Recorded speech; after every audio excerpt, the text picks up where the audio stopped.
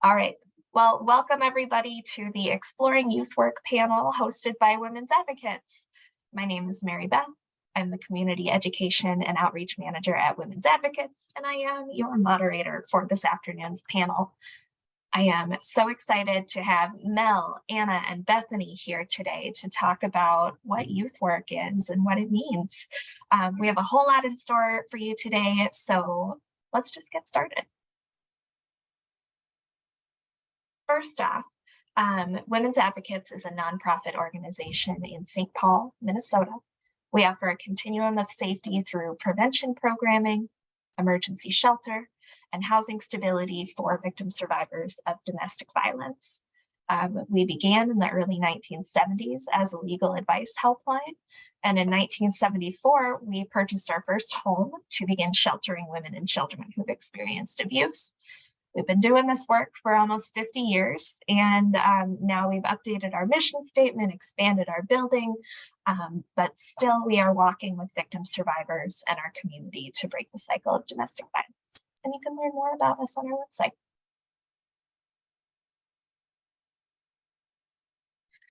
Women's Advocates work takes place on Dakota land.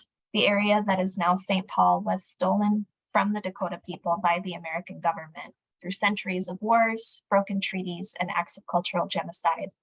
Through incredible perseverance and resistance, the Dakota are still here and strong. Native women and girls face the highest risk of domestic violence, sexual assault, and intimate partner homicide. We express our gratitude for the Indigenous-led organizations who are working each day towards a world without domestic and sexual violence, and we commit ourselves to supporting tribal sovereignty with the same fervor that we support the self-sovereignty of victim survivors. Oh, real quick, let me backtrack a slide. All right. Thank you all for being here to explore youth work with us. This conversation today is going to center around three guiding themes. We're going to take some time to understand what's youth work. When I put together this panel, I decided I would ask the experts because I am not a youth worker. I don't know what goes into that. So we'll all kind of get an understanding of youth work and what that means right now. We'll learn about educating young people, what that looks like for each of the folks on our panel and in their communities. And then we'll also learn about how to support youth in abusive relationships.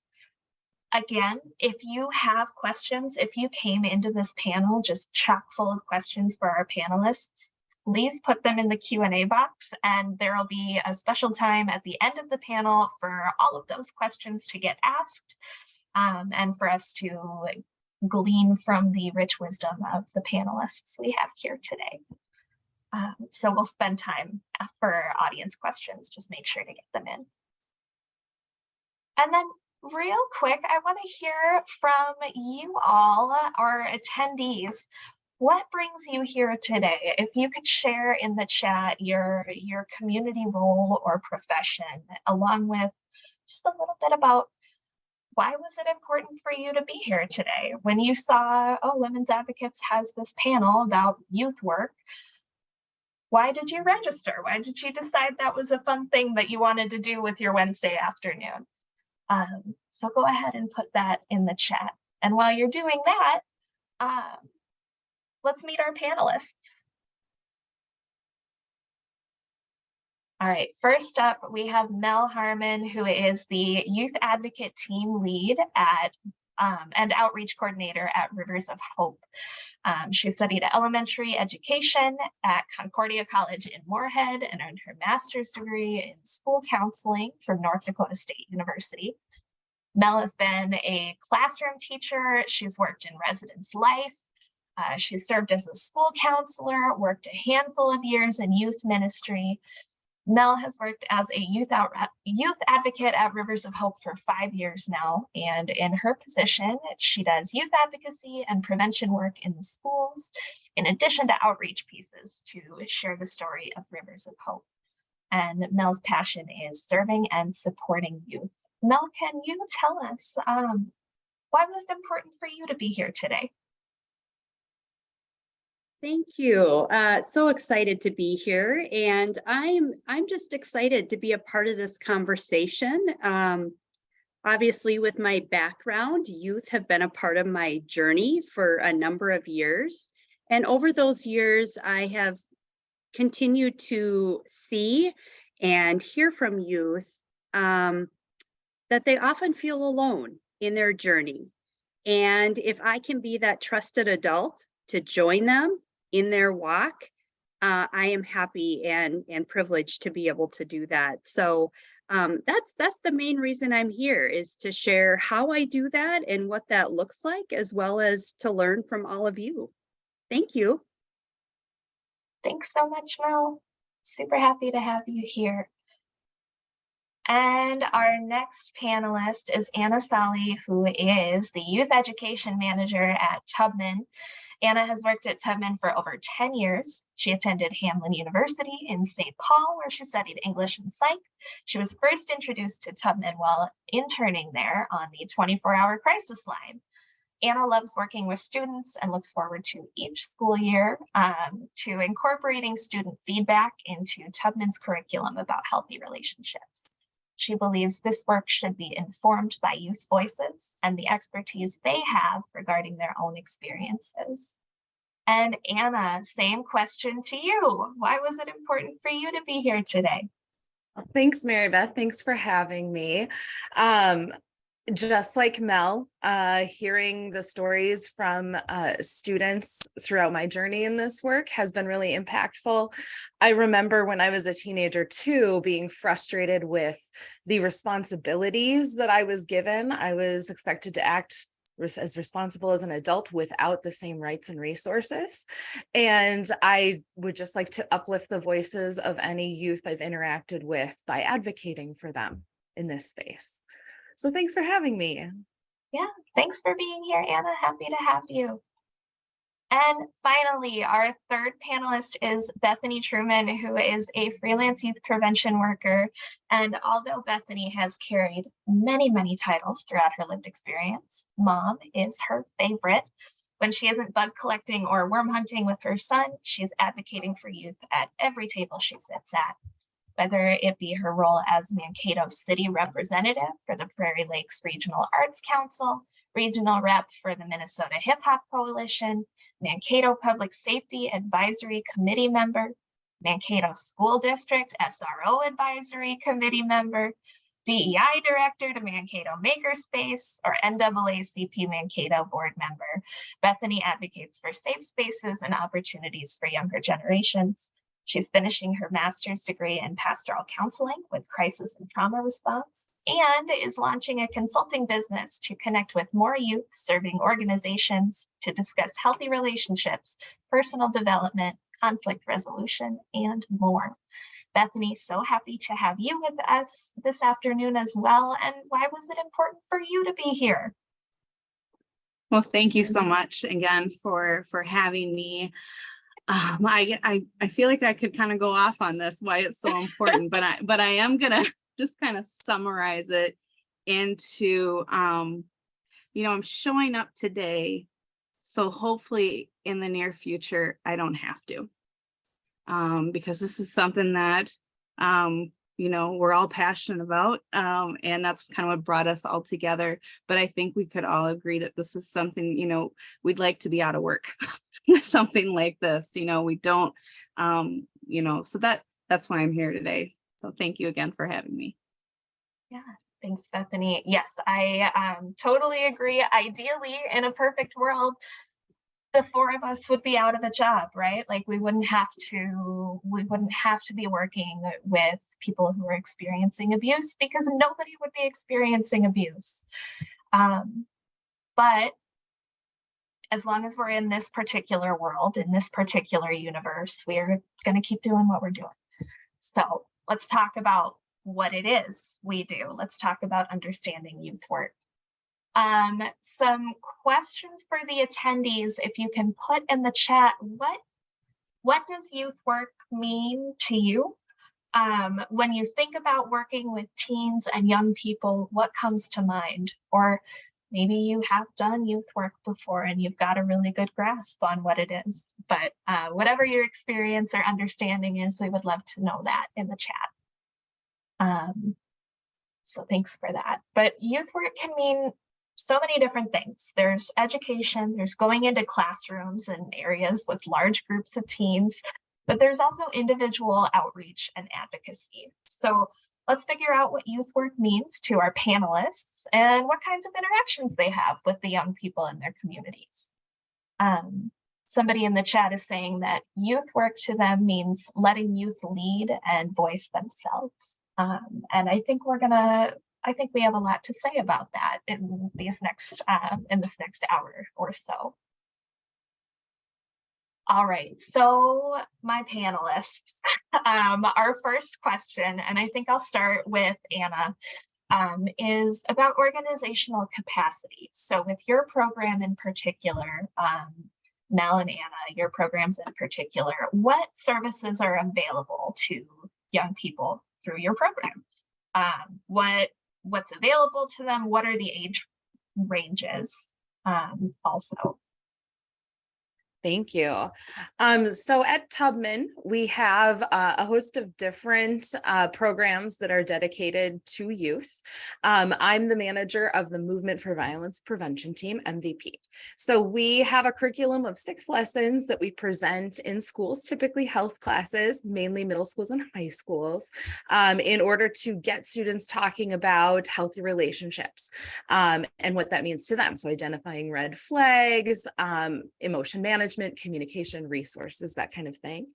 And then what was born out of that was, for many years, students would come up to the educators on the team after they'd completed the curriculum in their class and say, well, now we care about this, so now what? So we developed a group to help with youth leadership. So we dive a little bit deeper into the topics that we cover in classes, and then we try to talk about what are your unique gifts and how would you like to see your community change, and how can we as an organization support you in that. We have some funding set aside for particular projects. And then throughout the Tubman organization as well, we have a couple other youth programs that I work closely with. We have an Inspiring Youth program, which is, I believe, for ages about 10 to 18, and they work with students one-on-one for a full year, and that includes supporting their families. And a lot of those students will also overlap and come and do the programming with me in our youth leadership group. And then we have a program called Kids in Transition, or KIT for short. We love our acronyms at Tubman. And that is for young people who just kind of want a support group. It lasts for 6 weeks. And anybody can join this if they have any kind of transition going on in their life, whether they're moving, they have a parent who has passed away, or maybe there's a divorce, any kind of transition, whatever that means to them. And it's following a lot of the similar themes to what we talk about in classes, and just supporting people. We have 2 different age groups for that. So we have a 13 to 18 age group, and then 5 to 12 age group for that group as well. I believe that is currently on pause, but it should be coming back this year. So those are our main youth programs. We also have a drop-in center for youth in the Maplewood Mall. That includes some clothing, some school supplies, a computer lab. It includes a washer and dryer so people can get their clothes done however they need it. And then a safe space for people to hang out. Sometimes young people, we notice, get in trouble at the mall for being where they shouldn't be, or what's interpreted where they shouldn't be. So we invite them in and they can chill out in that space as well. So those are our main youth programs. We try to cover as many age ranges as we can. And of course, what we consistently do is we meet with youth every year for them to review the programs that we have and make suggestions about improvements or things that we think that they think that we're missing, so that we can add those. Thanks, Anna. And Mel, what about you? What services are available to young people through Rivers of Hope? Yeah, at Rivers of Hope, we, just for frame of reference, we office out of Monticello, but we serve Sherburne and Wright counties in Minnesota.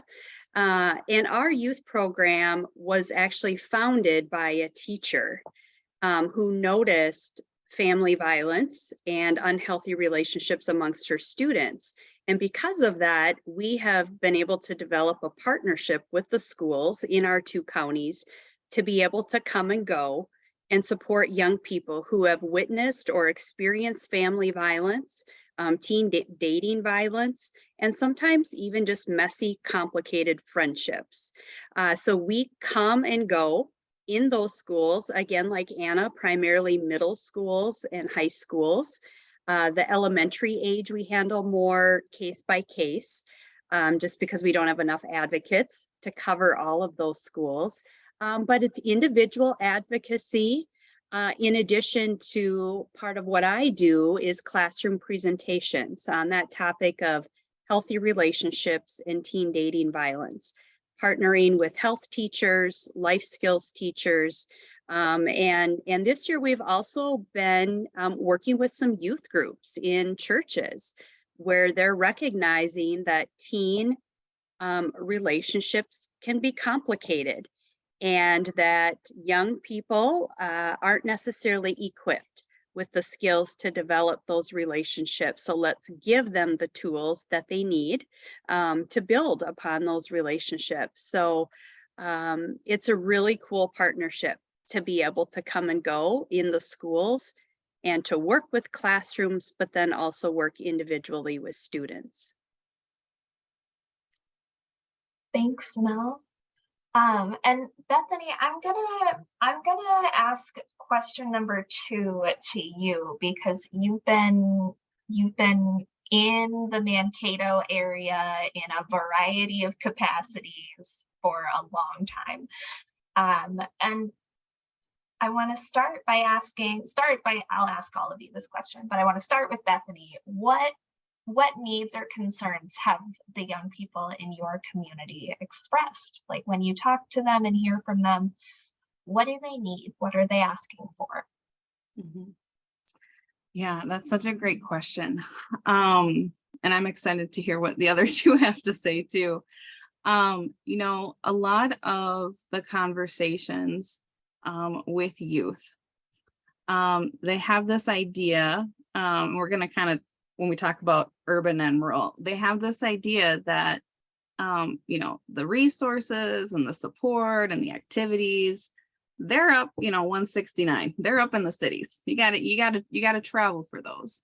And so finding things to do is a real challenge here. And I grew up in Fairmont, Minnesota, small town, so I know what it's like to kind of grow up in a rural community, and you don't have a lot. And we looked to Mankato actually as our cities, unless we wanted to drive 3 hours, which nobody really wanted to do.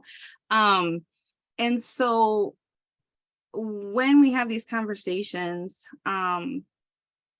my goal in those conversations is to, through my work with the Minnesota Hip Hop Coalition and collaborating with other youth serving organizations in this area, is to, you know, help direct them to the different opportunities, as well as I have even, you know, kind of gone with them to introduce to, like, you know, this organization, you know, it's got some activities and there's scholarships and things that you could do. And also just really kind of showing up and being there. You know, that's the biggest thing that I feel, well, I know that the youth have expressed is that, you know, what's there to do, and then who's going to be there, and who's going to, you know, help support that. And thankfully, you know, with my work with the Hip Hop Coalition and you know, the programming and things that have gone into that, you know, it also gives them kind of that space to come, and then also opportunities to lead discussions. I always let them know that, hey, you're talking to the person here that can get something done. And so kind of giving them a platform and yet that safe space to do that is also what they want, but they just, it's not here. So. Thanks, Bethany. Anna or Mel, what about the kids or the youth in your community? What else are people wanting? I would add that what I hear from youth is they feel alone.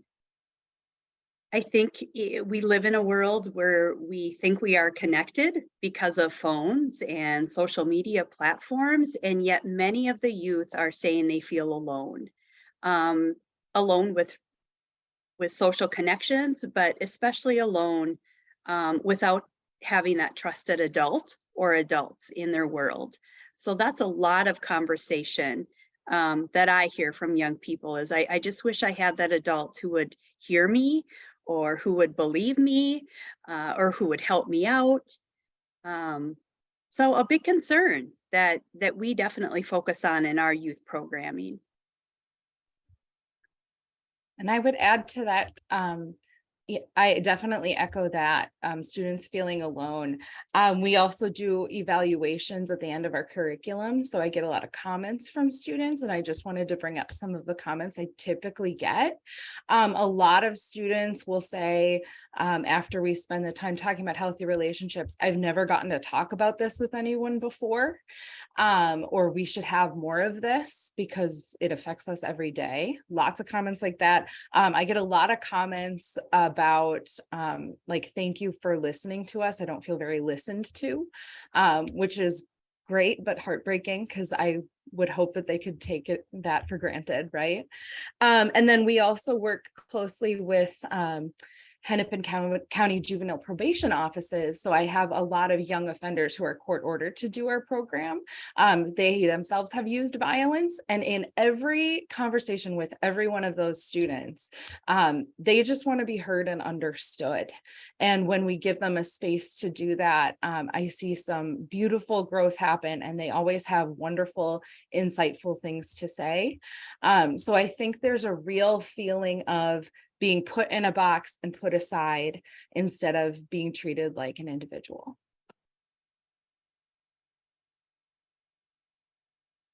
I think that's really important, and I'm glad that you brought that program up, Anna, because we are going to talk in later sections about like how do we work with youth who have used violence.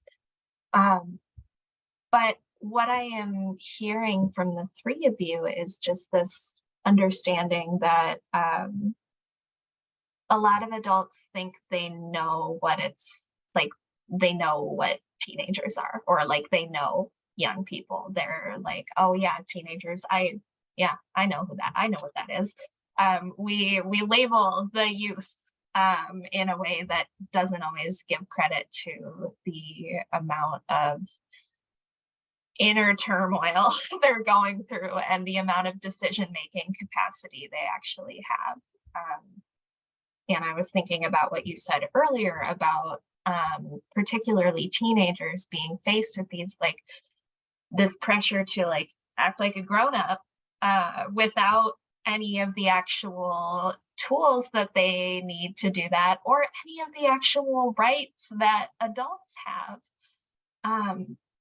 And that can be, that's got to be really frustrating. I remember being like 16, 17 and being very frustrated with that. And I can only imagine it's those feelings grow in that generation with time.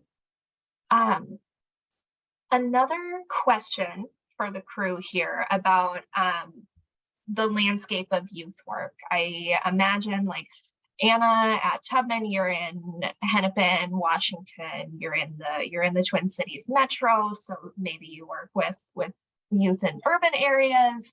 Mel and Bethany are, well, Mel's really in the rural community spot, and Bethany is you're kind of like, Mankato is a city, yes, but it is the city in this big rural area. So what are the differences between rural and urban youth, and how does the work change depending on where you are? I think I'll ask Mel for that first. I would start by saying I think youth are youth everywhere. And so whether rural or urban, I think they have a lot of the common threads of being young people. Um, eh, Resources, kind of like what Bethany mentioned, definitely, the rural areas, the access to resources might be limited or might be difficult for young people or families. Um, Also, I would add that, Bethany again touched on growing up in a small town. I too grew up in a small community. And so I think a lot of young people feel under the microscope, that everybody knows my business. Everybody knows my struggles. And so sometimes that privacy and that confidentiality can be a challenge. It's not uncommon for a young person to maybe get in trouble at a neighboring community and then to move to another community, so that they feel like they can hit the reset button and start over. And yet, a lot of our rural small communities are very connected. And so that statement of "it's a small world" is very true. And I think sometimes youth feel the impact of that. Um, so that's just kind of my take on that. But I would say I think youth are youth everywhere. But I do think that some of their challenges just look a little bit different based on the community that they live in. Yeah, I appreciate what you said about it being in a smaller community, feeling really scrutinized, because that does happen. I grew up in a small town before I moved to a larger metro, and it was anytime you got in trouble, somebody called your parents' house, and then everybody knew what had happened.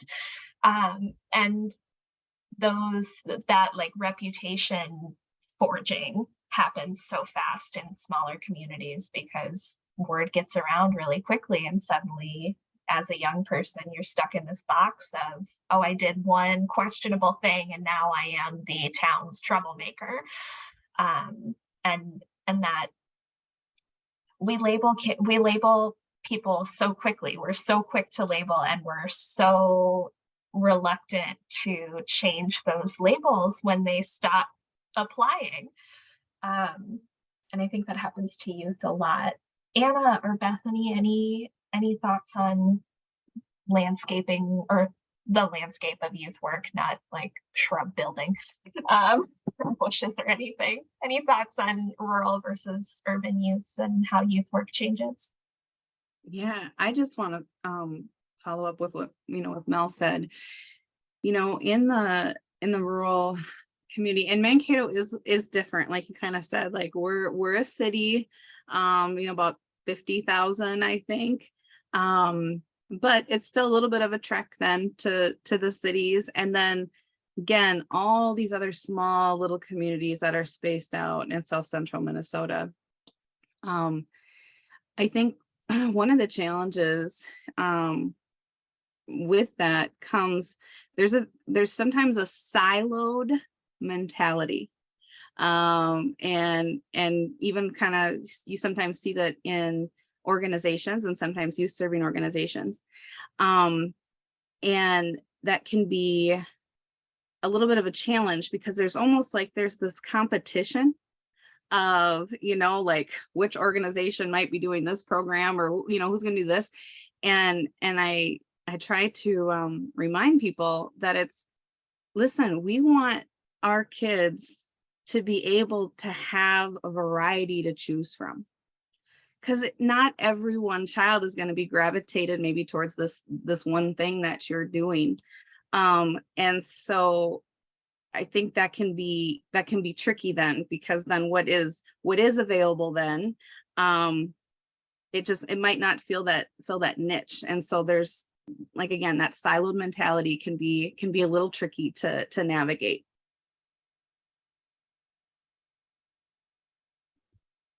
Yeah, I agree with everything you both said.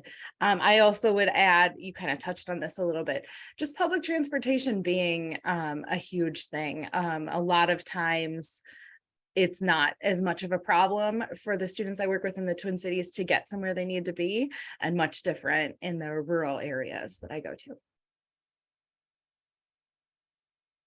Yeah, absolutely. And I think we'll talk about this in a little bit too, but I'm struck by the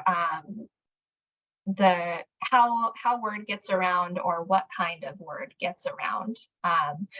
When you think of like a large urban high school, news travels fast. When you think about a very small, close-knit town, news travels fast. But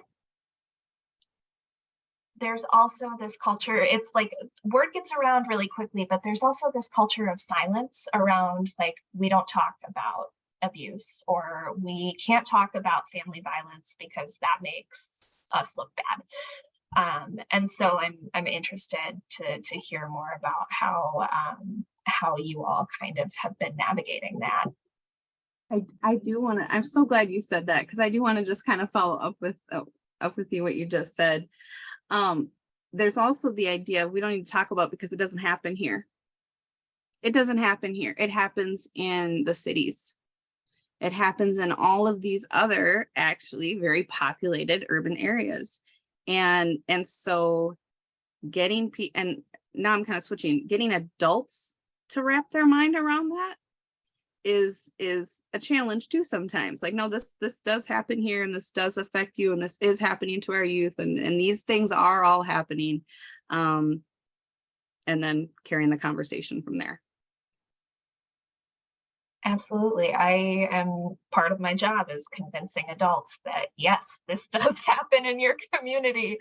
It's happening right now. So and adults are usually the gatekeepers for people who do youth work. If you want to work with youth, you got to go through an adult first. You got to convince that grown person that it matters enough to let you talk to the youth. I have one thing I want to add too. A benefit of our rural areas is collaboration with law enforcement, with other agencies. I feel like that can happen fairly quickly because there's not so many layers to go through. And so, if there's a particular trend that a school district is seeing amongst youth, it doesn't take as long to then share that with a neighboring community, and then that collaborated response can happen quite quickly, and everyone kind of jumps in with both feet to work together. And I've seen great success where we can bring court service people, law enforcement, school counselors, domestic violence agencies all around the table to have those difficult conversations, to wrap our arms around youth. And that's very encouraging. I love that. Thank you, Mel, and thank you all. Let's talk about the education piece. Let's talk about what that looks like. So, asking you all, and Anna, I'll start with you. You've talked a little bit about this. Where do you educate? What's the service area? And how does the community find out about your work? Do you go to them, or has word gotten around? Are people just coming to Tubman? Thanks. Yeah, so I am funded to serve mainly Hennepin, Ramsey, and Washington counties. Every once in a while, we'll venture into Dakota County as well. Most of our relationships with schools are pretty long-standing. We have had some educator in the school in some capacity since 1991. So a lot of teachers have known me all the 10 years I've worked at Tubman, that kind of thing. So some good long-standing relationships. We do some reaching out when we have the capacity to do more schools than we already do. We don't at the moment. But when we do, we'll reach out to schools we haven't been to before. But a lot of times when I meet a new teacher, it's through another teacher who knows us. So a lot of times it's just teachers talking with each other, collaborating on their curriculums, which I think is great. Awesome. And Mel, what about you? Where are you? How do they find out about you?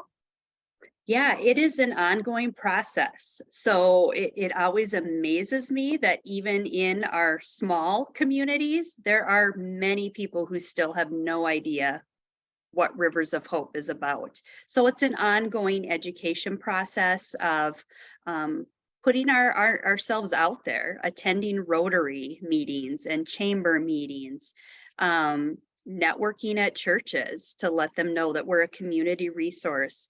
With the schools, much like Anna said, it's once you build that trustful relationship, word spreads quickly. Oh, how come you're not inviting Mel into your classroom to present? So word of mouth, teacher to teacher. But a lot of it, honestly, is just that ongoing basis that we are a free community resource and we want you to use us. And so planting that seed in the communities and reminding folks that we're here. And when they're ready to invite us in, we will gladly come. Thanks, Mel. And Bethany, where do you go? I assume I'm kind of thinking the answer is going to be everywhere. I But was where just do you gonna say, go?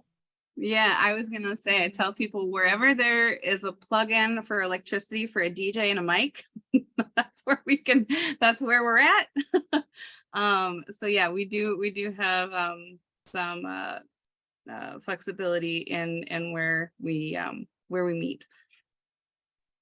Great. And now that you're doing this work not through like a domestic abuse program or an advocacy program, but through kind of on your own through your freelancing and your consulting business that you're getting off the ground, how are you getting that word out, or how are people finding you? Yeah, so actually, people, at least in this community, they know quite a bit about the Minnesota Hip Hop Coalition and the different community events that we've led and collaborated with. And a lot of people know that when they come to these events, I've made it a mission where I reach out to our local organizations and invite them to come table. I invite them to share. Again, because a big component, kind of what was mentioned earlier, is that there's this lack of awareness of the resources among their community here. And so just reminding people that they're, and especially our youth and their families, that there are these services out here, there are people out here. And with that, then I'm able to just kind of implement any type of programming, positive programming. And so people know that when they're coming to a coalition event, they're getting resources, they're getting fed, and they're getting edutainment. And so people have been asking, is there going to be more programming? And so that's kind of what the push was then, to be like, okay, we're gonna dive a little bit deeper into some of this, these important conversations. So Love it. And I guess moving into question 2 then, Bethany, like what kinds of conversations are happening? What themes are you all discussing in the work, and what kinds of curriculum are you doing? yeah. So the last classroom that I was actually in, we really focused on healthy relationships. We really, and kind of that, there's kind of a thing going on, even within the hip hop community, where it was like, stop the violence. Well, instead of stop the violence, let's turn the volume up on peace. And so, kind of flipping that narrative. And so when I went into the classroom, we focused on those healthy relationships and really helping build the foundation for what the green flags are. Like, how do we define that healthy friendship? And in that's actually kind of pushed me a little bit, because a organization that is local here. They offer free childcare assistance to families that are in need.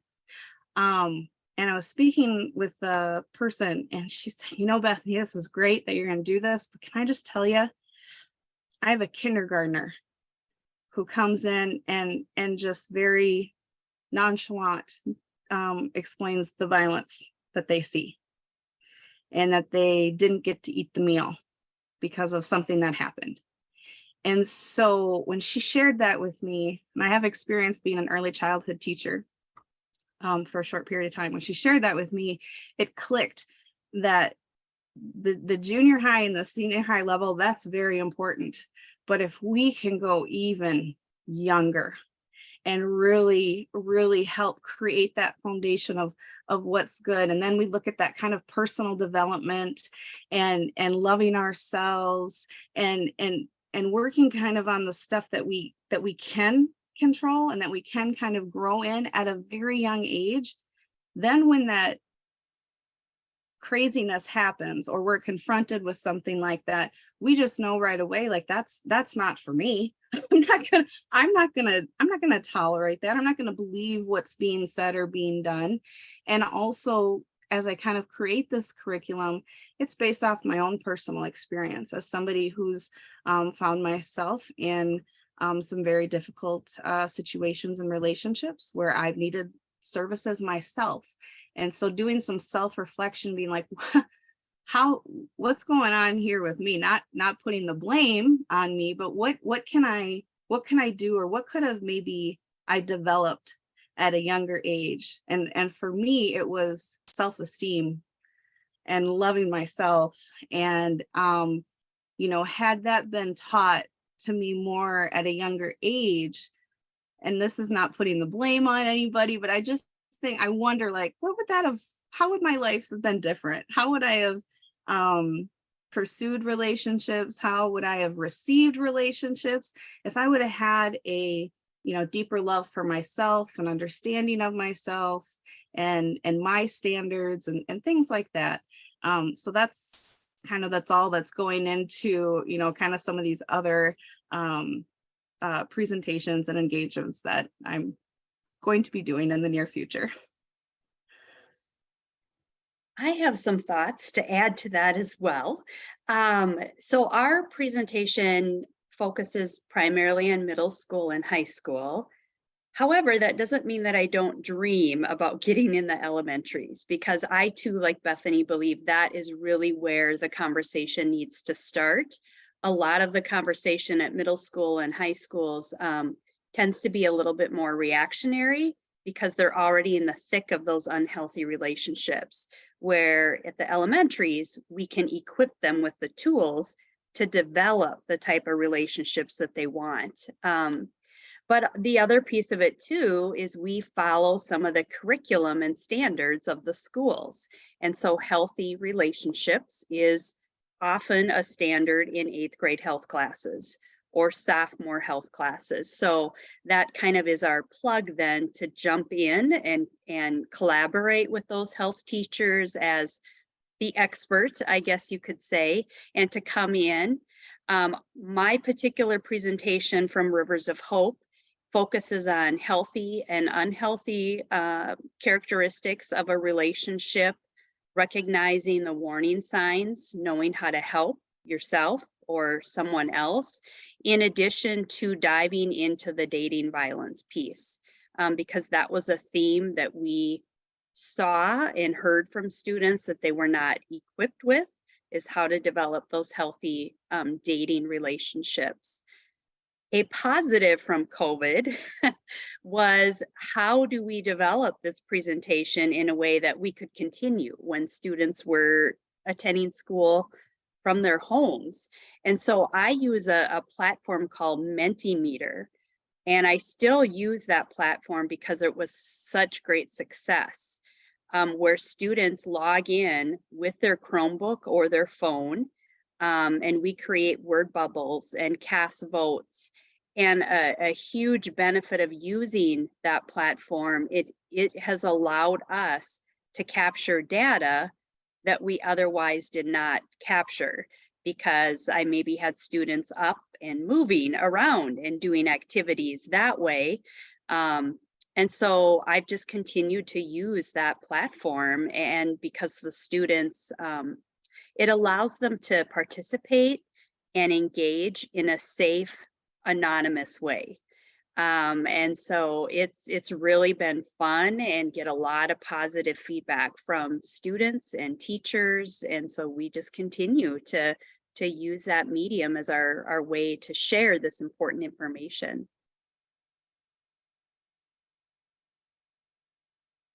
Yeah, I'll jump in with a couple of things. I think I have some similarities with Mel's curriculum, I'm sure. We talk about healthy and unhealthy traits as well.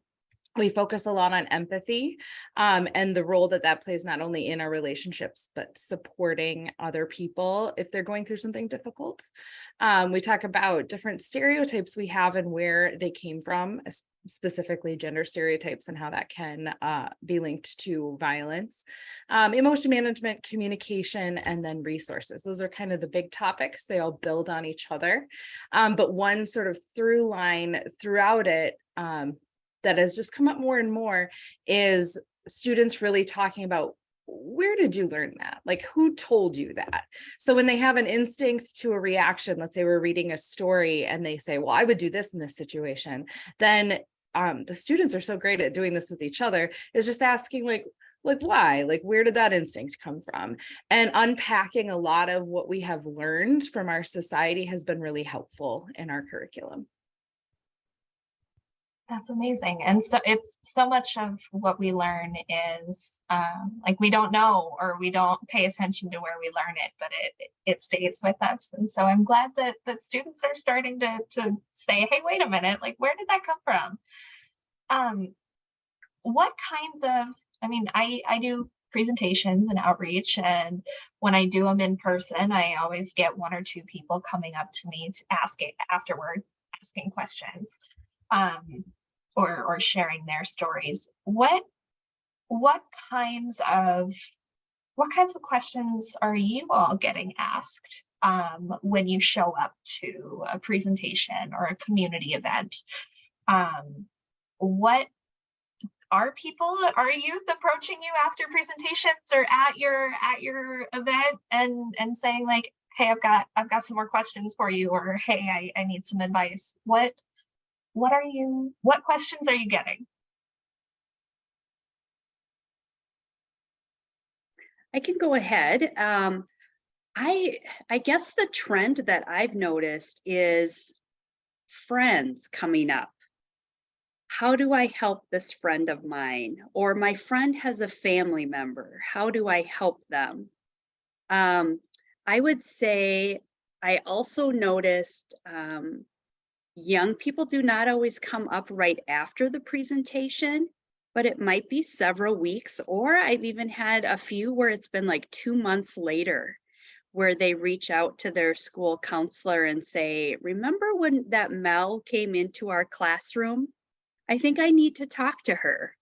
And so, which tells me that we give them all this information, and sometimes it takes time to soak it all in and to reflect and to really kind of evaluate the journey that they're on and their relationships. And so I would say it's more common that students don't come up afterwards.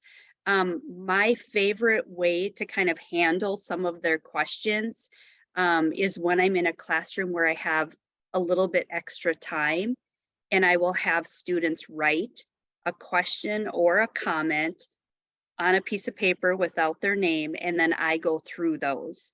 And I have found great success in that, and their questions are very profound, as you know, from why do people abuse to why do people stay in an abusive relationship, to how do I help my friend, to comments, you just described my house, now what do I do? And so that is a more comfortable and safer way, I think, for students, rather than coming up face to face, through my experience. Yeah, I was gonna say, and when I've been in the classroom, talking very specifically about these topics, I've had a survey, and I've just kind of asked them questions, and I always read the surveys too, even with adults, because I just do that to just kind of be, supportive of people and just, read the question out loud. And so I'll read it to them and give them an opportunity. And actually there was a situation, I actually think I shared this with you, Mary Beth, when we first kind of got connected, where got done with the presentation and, put my name up on the board and kind of said, this is the organization that I'm a part of, and left there. And then a young student actually called the shelter and then asked to speak with me. And so, ended up, having a conversation, and that student was saying, I realized today in class that I'm the abuser in my relationship. I'm doing these things to her, and I don't want to do this anymore. And I don't know what to do. And then also just kind of, getting some feedback in the surveys of some of the students saying, oh, it would have been cool if we could have done, some of those questions, or a few more questions in this area. What we did is it came up with just kind of some scenarios, and then had different categories, and it was a group discussion. So it was like, is this a healthy thing? Is this abusive? Where are we on the spectrum of this situation? And so someone were saying, we want more of that, like more to be able to talk with our peers. And then a couple other students actually reached out saying that they themselves realized that they were the abusers. And to kind of navigate that, because they wanted further engagement, and it was a little tricky with the organization that I was with, because there wasn't anything in place for that, which is the push for me to do what I'm doing, is that there wasn't anything in place for that. So ended up kind of coming back and doing some presentations, with splitting up the time where, I went into another room and just opened up a space for people to then come and just have conversations. But really it was just to kind of support them having their conversations amongst each other. And that was really cool thing to witness, because even in that, I saw some of the students saying, well, this is my relationship. And I saw their peers hold them in grace, and yet also be like, you don't deserve that. What are you, like, how can we help you? Like, you're better than that. And just to kind of sit there and help hold them in that space was special. Sorry, I went a little bit outside of the question, but it just kind of all flowed together. Yeah, I've had similar experiences to both Mel and Bethany. We give out a teen email, teens@tubman.org, to every teen we interact with, and they can email anytime. I would say a lot of times when people are asking for resources, or asking, a question to test out if I think they might be experiencing something unhealthy, a lot of times that's done in person. And then people who identify themselves as using violence will reach out to me over email. Just a little bit of a trend I've noticed. Might be anonymity that is helpful there. Yeah, so just kind of testing out the waters a little bit with me to see how I'll respond to things isn't something else I've noticed. So being able to navigate that in a way that's non-judgmental. And then I also have a lot of students who will read some stories in class, and they'll want extra copies, or they'll want to take a picture of it to show somebody they have in mind. So I see that happen a little bit too, as part of the follow-up. Thank you all. In the interest of time, I'm going to skip the further engagement, just because we kind of talked about that. But let's talk about supporting youth who are in abusive relationships. We know that young people, particularly teenagers in high school, can and do experience abuse or dating violence. It's surprisingly common. And a lot of us are wondering how we can support the young people in our lives if they tell us they're being abused. So, um, first question, and Anna, I'll put this to you first. We know that most teens in an abusive relationship never tell an adult about their experiences. Um, we don't want that to always be the case. So what can we do as adults to become trustworthy so that young people see us as accepting and open and accessible people to get help from? Yeah, I think this is a really important question.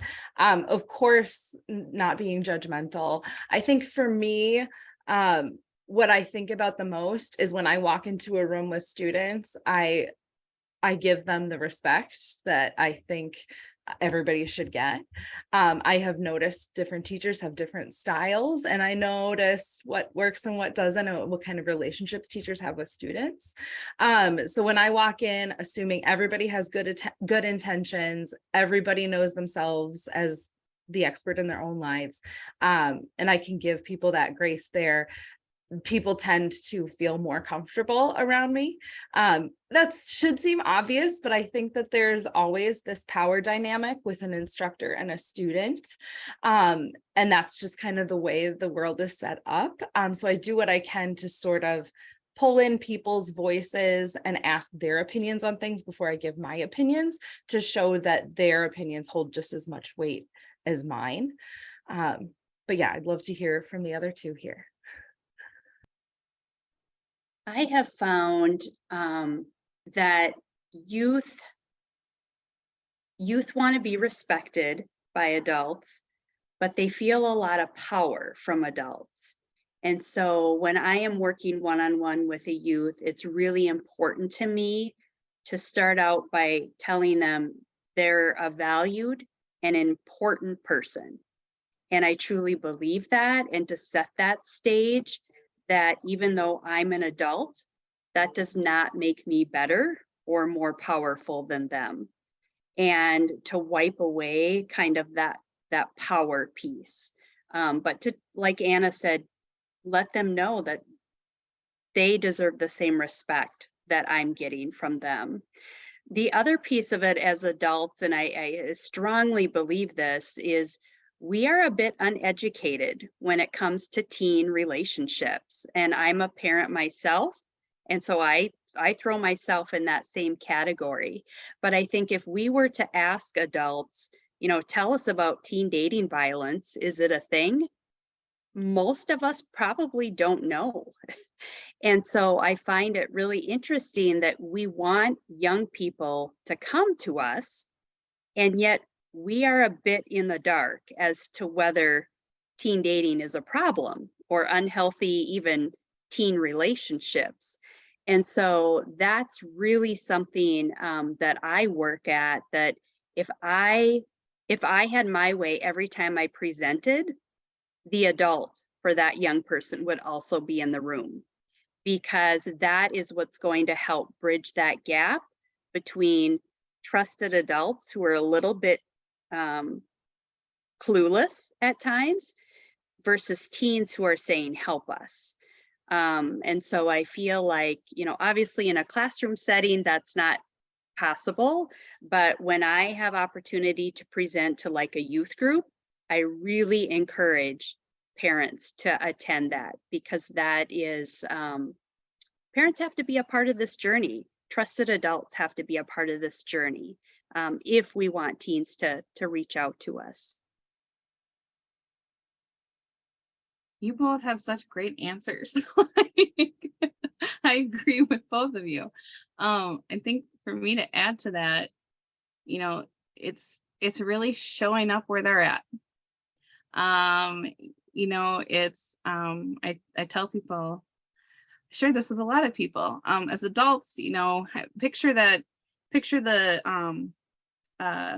Christmas or Thanksgiving or some holiday, or all together, and you have the adult table and you have the kids table. And it's so fun to move to that adult table, and think back. Like and that's the other thing. I encourage people, think back to when you went through this. Like, what did you want how did you want adults to treat you? And who did you gravitate to?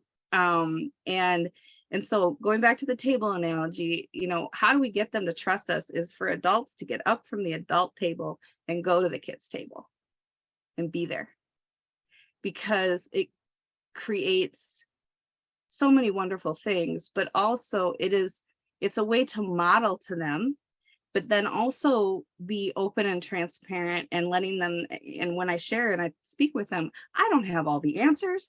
I don't have it up. Like, again, disarming that kind of the power, the image of, they have the answers. They're going to tell us how to do it this one way, and saying, no, I'm still learning. I'm still on this learning journey with you. And really just owning up to, in that moment too, how I built trust with youth is, even in the engagements with the coalition, like I'll say, you guys, just so you know, I kind of battle with some anxiety. So I might be a little kind of jittery right now, or you may see me kind of do some things and I'm just working through it, and just having that transparency then also, I think, is a good way to build trust and that sense of safety. So they do then open up about things when it happens. Yeah.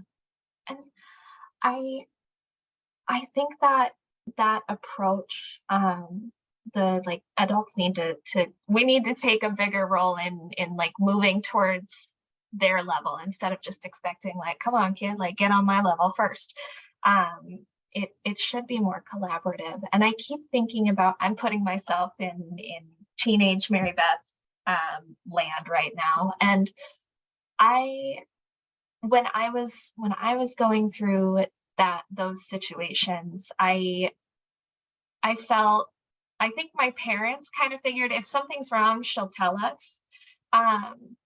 And so that kind of, I mean, they meant very well, but it did put the burden on me to start this, what I thought would be a big scary conversation with the adults in my life. And as somebody who was really afraid of getting in trouble, I wasn't going to start that conversation in case it went the wrong way.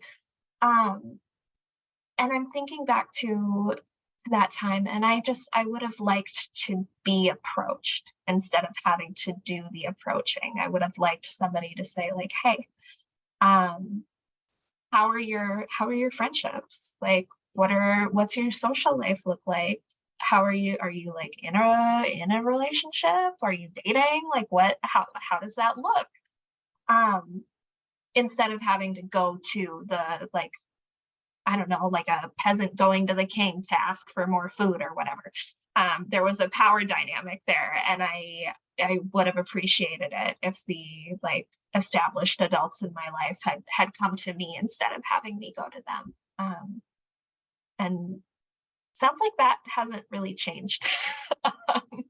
That need hasn't changed in the past whatever years since I've been a teen. But what about young people who are interested in changing their abusive behaviors?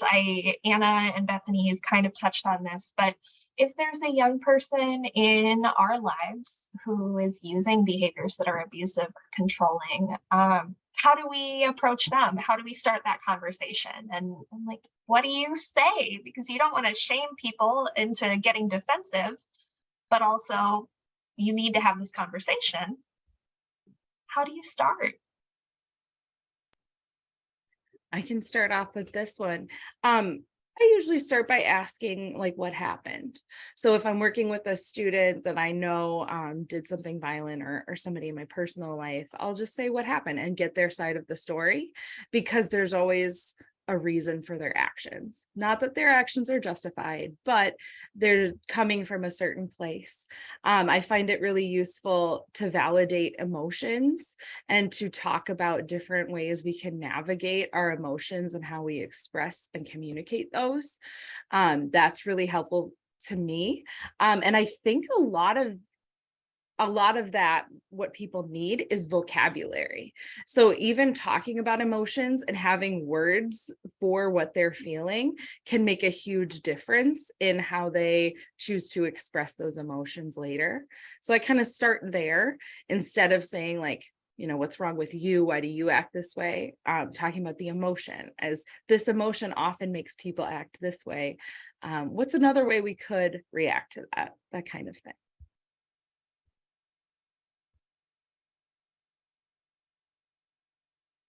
Bethany or Mel, any thoughts on how to bring that up? This is really an interesting question because at Rivers of Hope, we only support victim survivors.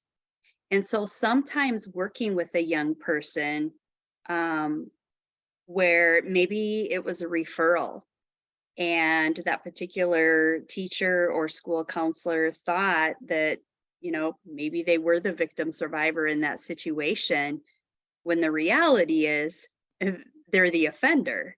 And so that really, it's ongoing conversation that we have at Rivers of Hope. I would say in the last 18 months, we have seen an extreme increase in young people showing abusive behaviors, where to the point of being arrested. And like Anna mentioned, there's often a story, there's often a reason for that. And so at our particular agency, it is ongoing conversation specifically to support young people is what can we do? We do not, we've not come up with a definite program or answer at this point, but it is conversation. And I would say it's definitely a collaborated conversation with law enforcement, with court services, who also have seen the uptick in young people and showing abusive behaviors.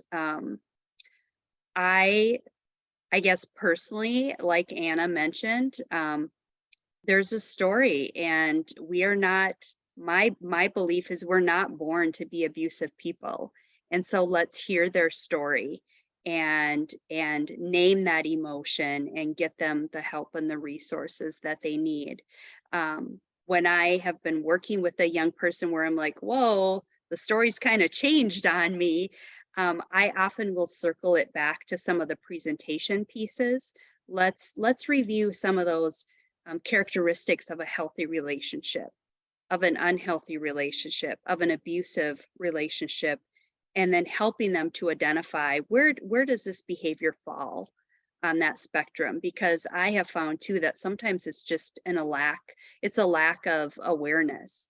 They might not recognize that behavior is harming somebody else. And so it can open up that conversation, that door for further conversation.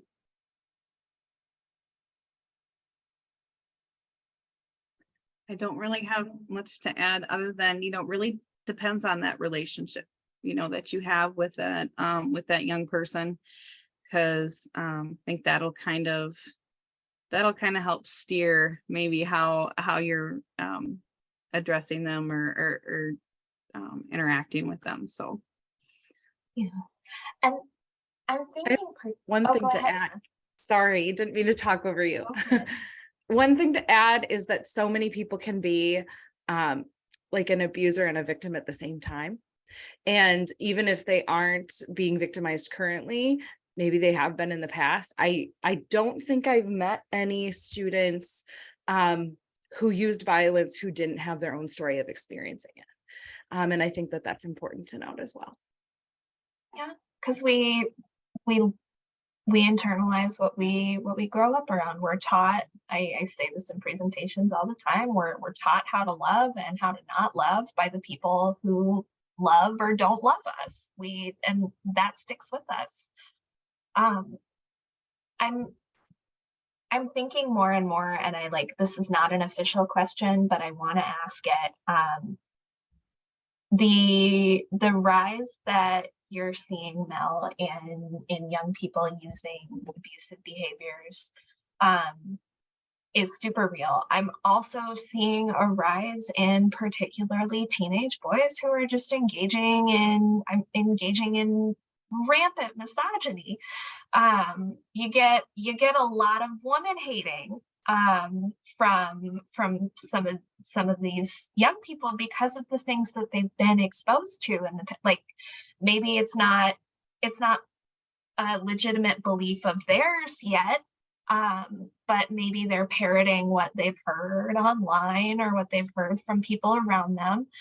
And I, as somebody with like a teenage brother, who I'm deeply worried about growing up in this world, I wonder what is, because oftentimes when you tell somebody, like when you tell somebody, hey, that joke wasn't funny, it was super sexist, knock it off, that is like that's what you want them to not be saying that stuff, but just saying knock it off, or like, oh, that's a gross belief that you have there, does not work.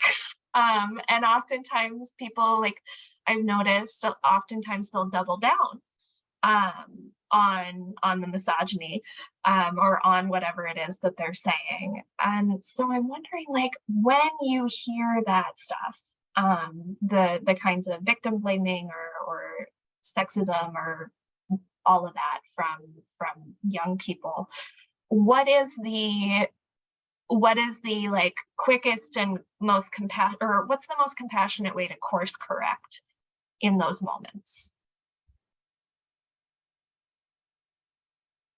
I'm assuming you all have all the answers. This is a hard thing to answer. I can give you some of what I've done. Usually if I hear a comment in a classroom or a group setting that seems like, let's say, like super misogynistic, for example, I'm usually like, oh, what'd you say? I'll have them repeat it. That does wonders, which is interesting. A lot of times students will do the reacting for me, but if I'm reacting, a lot of times I just ask, oh, what made you say that? Or what made you believe that? And then getting to the thing behind what they're saying is my goal. And a lot of times just having to think logically about something can be helpful to them. They might not come to a different conclusion today, but that'll sit in their brain for a while, which is good. And a lot of times, if you're in a group setting or a classroom setting, I see students doing that for me. Got it. Sometimes it does. Like Mel said, sometimes it takes a couple months for that to really sink in, but they are hearing it. Thank you. I would add too that, some of the words, that word desensitized, our young people are exposed to so much on social media, and there's no denying how that impacts them. And so sometimes, even in the presentation, I talk about the different forms of abuse and that education that, some of the words that you're using fit this definition of verbal abuse. Are you aware of that?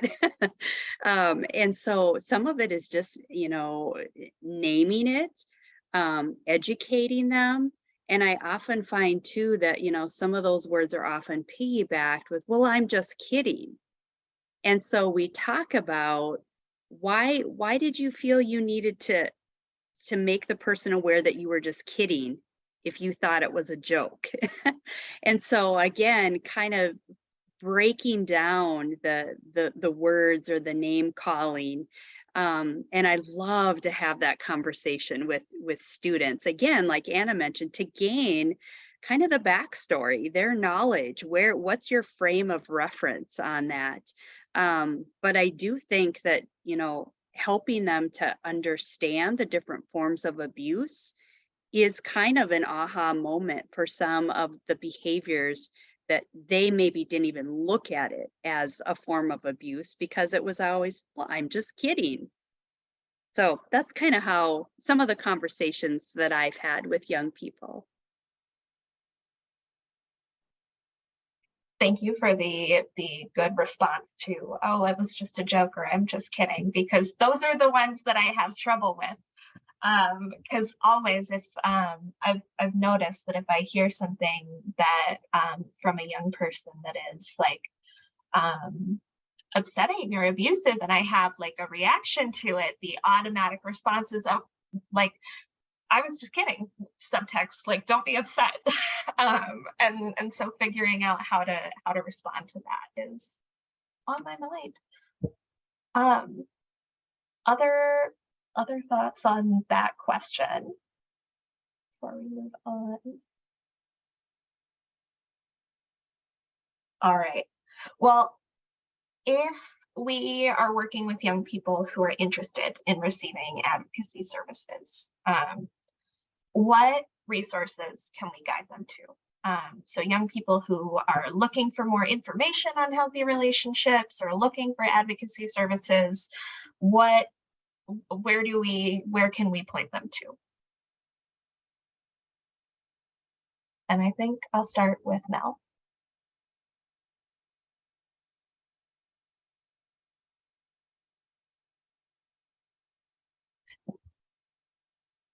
Oh, Mel, can you hear me? Where can we point the young people to?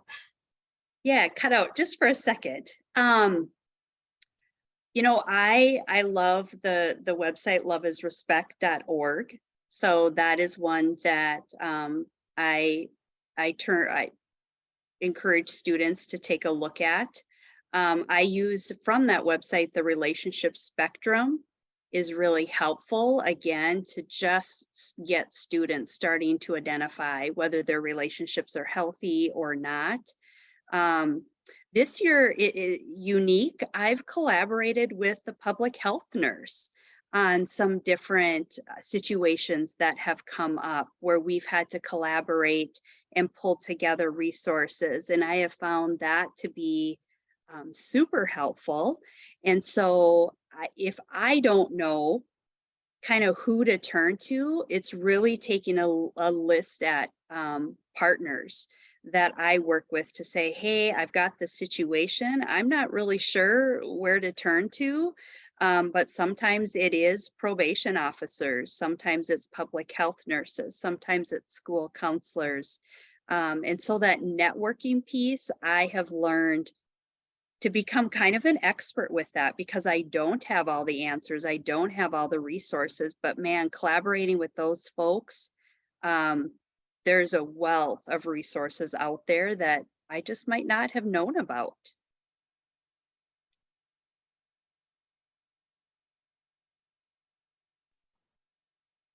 I would like to echo loveisrespect.org. I use that website all the time. I direct students there. I think it's great.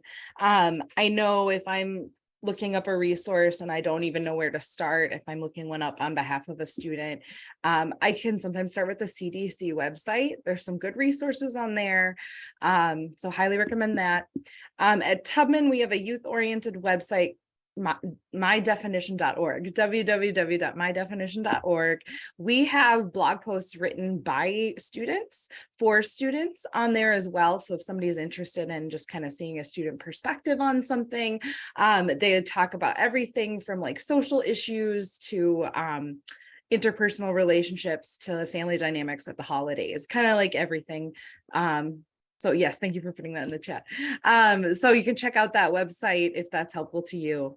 But yeah, I would echo a lot of what Mel mentioned. Bethany, any additions to that? No, those were all wonderful. I mean, specifically here in the greater Mankato area, there is an organization, nonprofit, CADA, and they do have advocacy services for our young people. But as far as, you know, further engagement, developing, kind of coming together, that kind of stuff, that I don't know of any places in this area, to be quite honest. Well, if you're on the webinar and you're in the greater Mankato area, maybe spring into action. Um, start up the youth serving program, please.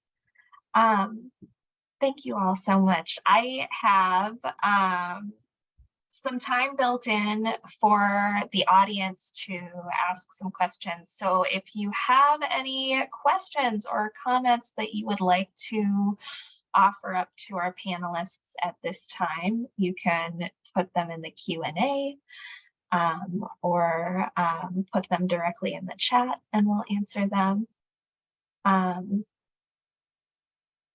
But while I'm waiting for those questions to come in,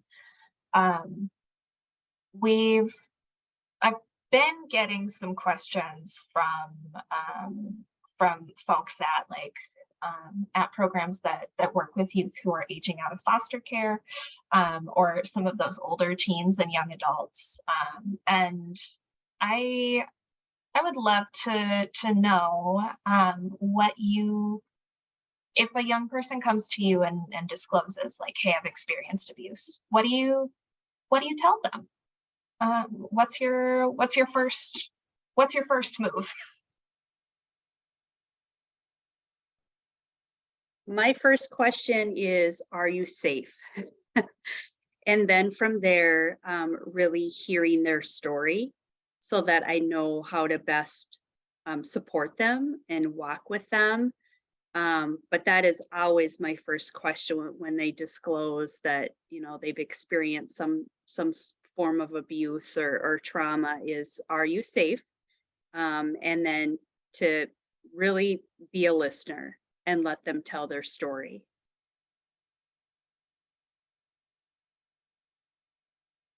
Yep, same, establishing safety first. I always ask them what they would like to do. Sometimes it's getting out of the situation, sometimes it's wanting the abuse to end, but staying around whoever it is. And then generally at least some kind of cursory safety planning, even if this is like passing time between classes, I'll just ask a couple questions to make sure they have something and then give them my card for follow-up, or have them give me their information.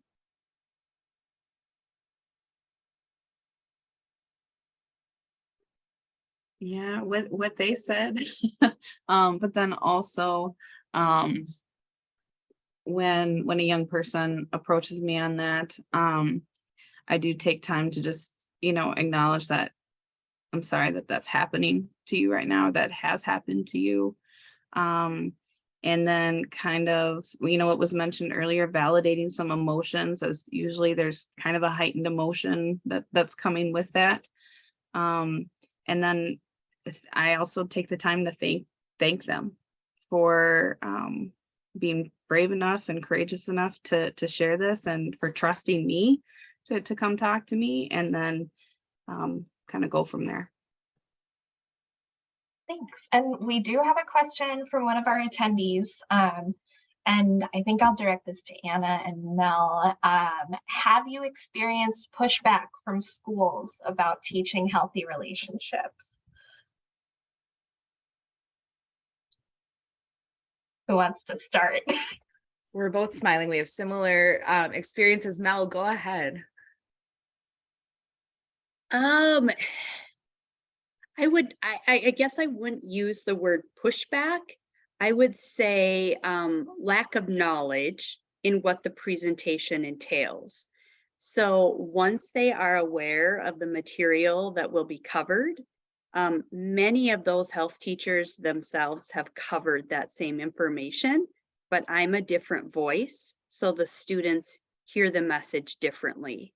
And so sometimes it's just really giving them a rundown of what the presentation looks like.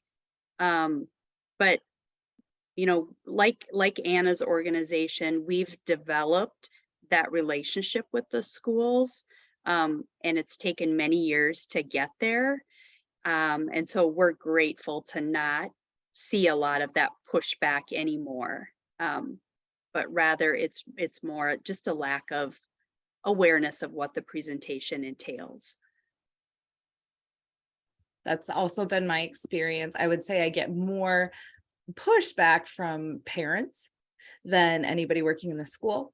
So I get invited to like parent conference nights sometimes where I can talk. They invite different people who guest speak in the classes, and I can talk a little bit about what I talk to their kids about. And a lot of times, this happens all the time, I'll get parents saying, oh, my kid's only 15. She's not allowed to date till she's 17. Why are you even talking to her about this? She doesn't need this information.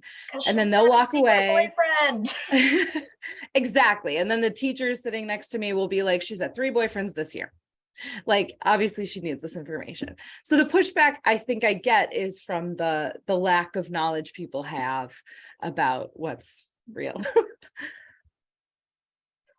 Yeah, Bethany, what about you? Do you see pushback from your community when you go in and to places or events and talk about healthy relationships or dating violence?